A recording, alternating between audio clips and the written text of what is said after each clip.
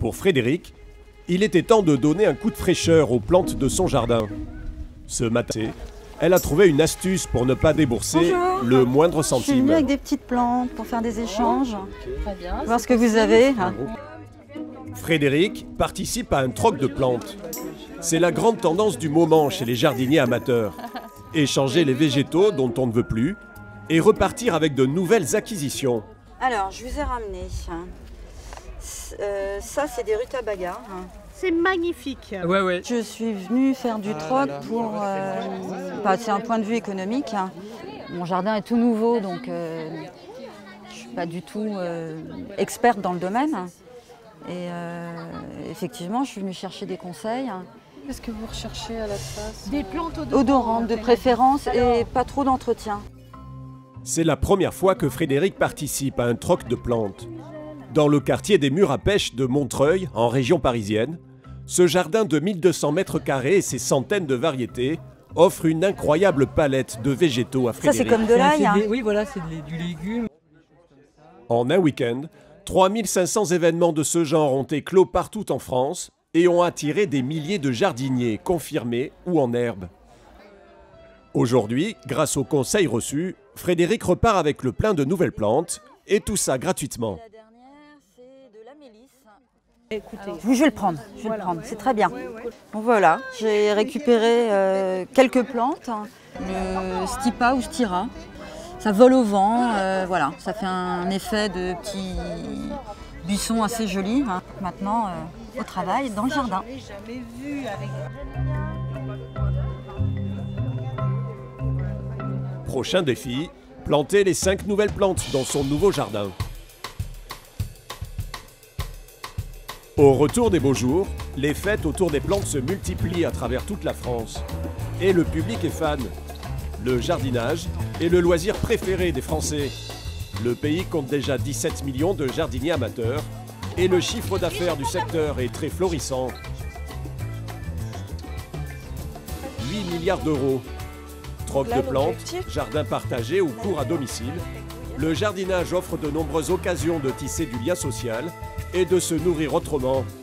En ville ou à la campagne, mettre les mains dans la terre est même considéré comme une cure anti-stress. Focus sur une passion française. Allez, maintenant, on va planter tout ça. Ça, je vais le mettre... Au retour du troc, Frédéric doit maintenant L'origan, trouver une il va place aller dans avec son les jardin herbes pour ses nouvelles plantes. aromatiques, les herbes folles, j'ai oublié le nom.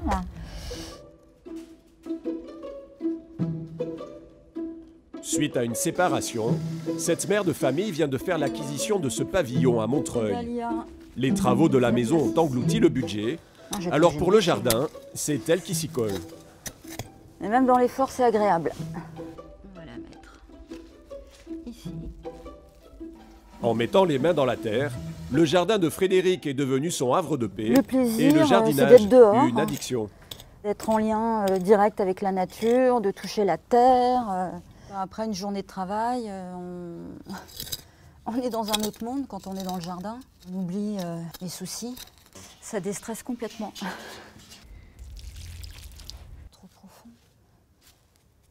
Une vertu qui lui fait rapidement oublier les heures passées à planter, même si ce loisir reste Donc, elle m'a dit parfois que je pouvais le difficile casser. pour une jardinière du dimanche. Sans les Surtout conseils, avec des j'aurais jamais bulbes su de que je dahlia pouvais récalcitrants. les casser en 2 morceaux. Ça marche pas. On va le laisser entier. Ça me paraît bien. Oui, c'est compliqué. On dit toujours que c'est un vrai métier. Et voilà, du nouveau dans le jardin. J'ai hâte de voir sortir les dahlias. Si les dahlias ne fleurissaient pas, Frédéric aura toujours la possibilité de suivre des cours particuliers. Douarnenez, dans le Finistère.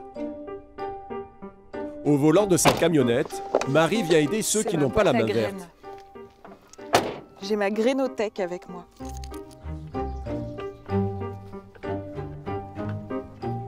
Marie exerce un métier d'un nouveau genre. Bonjour Émilie. Elle est coach en jardinage. Pour 40 € de l'heure, elle peut faire éviter un grand nombre d'erreurs aux débutants comme Émilie. Je vais te montrer aussi moi ce que j'ai appris comme graines et puis un peu comme plantation pour les... Comme 7 Français sur 10, Émilie possède un jardin. Sauf que le sien est laissé en jachère depuis plus d'1 an. Cette chargée de mission dans le domaine culturel veut faire pousser ses propres légumes sur son terrain. Mais elle ne se sentait pas le courage d'aménager son potager toute seule. L'instrument de torture. Hop. Ce qu'elle surnomme l'instrument de torture, c'est cette grelinette qui va permettre de retourner la terre. D'ameublir un peu la terre. Plus on a une terre fine, plus on peut y mettre des semis qui sont fins. Tu veux essayer? Ouais. À quel moment on rajoute le... Hop. Si j'ai le bon mouvement. Émilie se laisse guider par Marie. La préparation du sol est une étape primordiale pour réussir ces plantations. On crée le prétexte à une séance de jardinage. La personne va avoir envie de le faire, mais va être freinée par tout un tas de raisons. Elle a peur d'échouer ou elle n'arrive pas à se motiver seule. Et donc, moi, je vais être la béquille sur laquelle Émilie va pouvoir s'appuyer. Bon alors, le cassis, où tu veux le mettre ?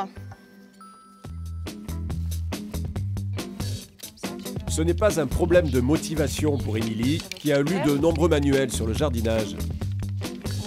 Mais au moment de passer à la pratique, tout est toujours aussi flou. C'est la question du cycle des plantations. À quel moment il faut penser à faire les semis, combien de fois il faut les arroser. Voilà, c'est des éléments pratiques qui me manquent pour savoir à quel moment on fait les choses en fait. La cuvette va te permettre de garder l'eau autour du cassis, non pas de la laisser partir. Ouais. Émilie prend 2 heures de cours par semaine, le temps d'acquérir quelques notions fondamentales. Objectif cette année, faire pousser rabais, carottes, radis et navets. Et pour la prochaine fois, je te donne des devoirs. Ouais, qu'est-ce que je peux faire d'ici là ? Et d'ici là, tu vas mettre à tremper tes haricots. Ouais, d'accord. C'est assez excitant de se dire, la semaine prochaine, j'ai à nouveau mon rendez-vous avec Marie. Ça me permet de pas trop me prendre la tête et puis de suivre les conseils pas à pas. Et puis en même temps, j'apprends, on partage des connaissances. Et puis je pense que progressivement, je deviendrai autonome. Grâce à Marie. Vite. Pas trop vite, mais Émilie pourrait bientôt avoir son propre potager à 2 pas de sa cuisine. Le rêve de tous les chefs de restaurant. Comme Émilie, les citadins cultivent aussi leur coin de nature. Au pied de la Tour Eiffel, ce grand hôtel parisien abrite une brasserie un peu particulière. Ici, préparer le menu du jour, ça se passe juste au-dessus. Dans ce trou de verdure de 650 mètres carrés, les fruits et légumes poussent à l'ombre de la Tour Eiffel. Chaque matin, le chef Alain Losbar monte faire une cueillette dans ce jardin, perché sur le toit de son restaurant. Le matin, après avoir dit bonjour à toutes mes équipes, c'est de passer dans le jardin et de voir exactement qu'est-ce qu'il y a et qu'est-ce qu'on va pouvoir faire. C'est au cours de ce rituel matinal qu'il sélectionne et goûte les légumes qui accompagneront ses plats. On a des oignons, on a de la fève, on a des épinards, tout est vert, donc ça, ça irait très bien avec du poisson. Voilà.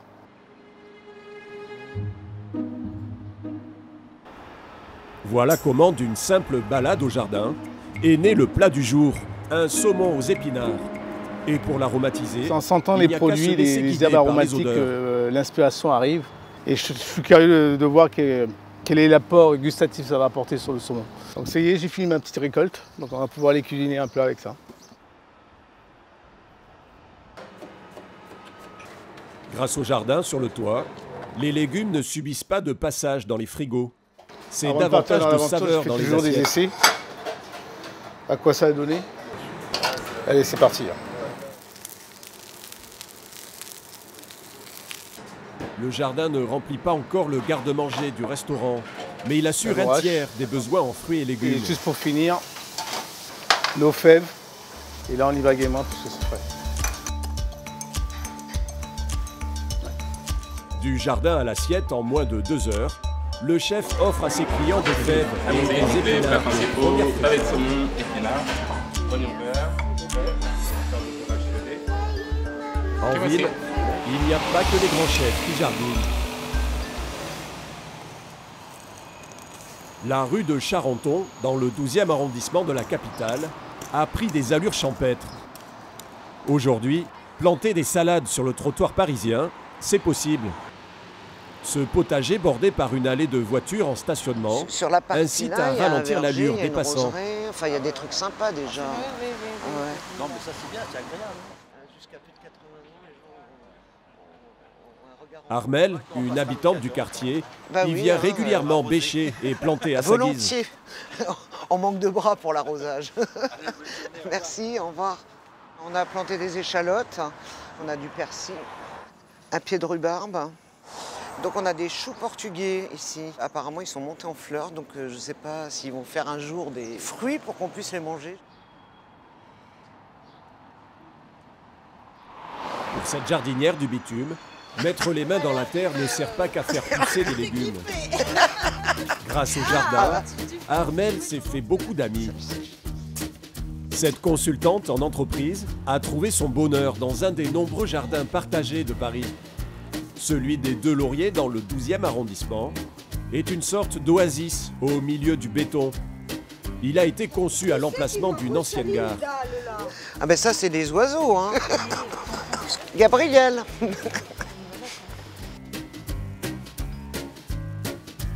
Dans ce jardin un peu bohème, tout le quartier se croise. Ici, les barrières sociales disparaissent et chacun a son mot à dire. Au niveau humain, et ça apporte tellement de réconfort. Quand vous faites quelque chose, les gens tout de suite viennent vous dire c'est super ce que tu as fait. Enfin, on a toujours des compliments, quoi. C'est jamais dans le négatif.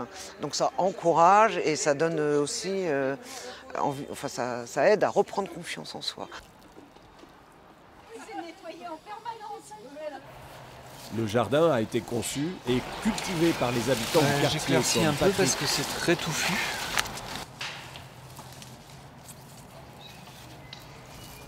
Après chaque journée de travail, Patrick bien vient de se pouvoir réfugier être dans un ce espace jardin de partagé. végétation comme celui-là, qui se trouve en plein Paris. Vous êtes dans Paris, mais vous avez un jardin presque comme si vous étiez à la campagne.